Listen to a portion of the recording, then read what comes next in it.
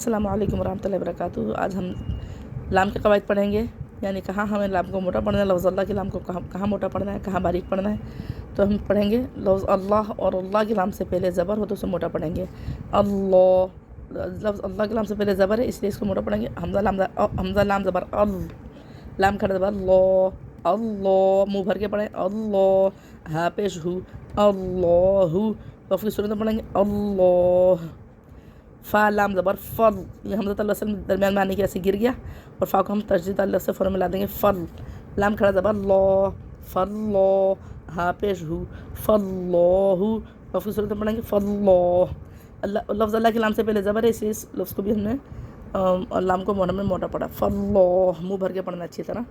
تا لام زبر تل، یہ طول بہت سے لوگ پڑھتے ہیں، تا کو تو میں چینج کر لیتے ہیں، تو اس غلطی سے لازمی بچنا ہے، طول نہیں تل پڑھنا، تل تل۔ دیکھیں لام کو تو موٹا پڑھنا ہے، تا کو موٹا نہیں پڑھنا ہے، تل تل۔ دیکھیں ہم تا پڑھتے ہیں پہلے، پھر لام کو موٹا کریں گے، تل تل، لو تل، لو حاضر ہی، تلہ، تا لام زبر تل، لام کھڑا زبر لا، تلہ، حاضر ہی، تلہ، تلہ۔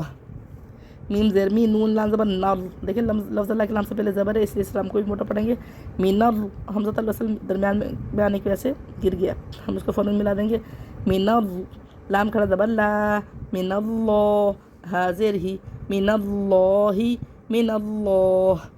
حمزہ نون زیر ان، نون لام زبر نل، ان، لام کھڑا زبر لا، ان اللہ، ہا زبر ہا، ان اللہ، ان اللہ۔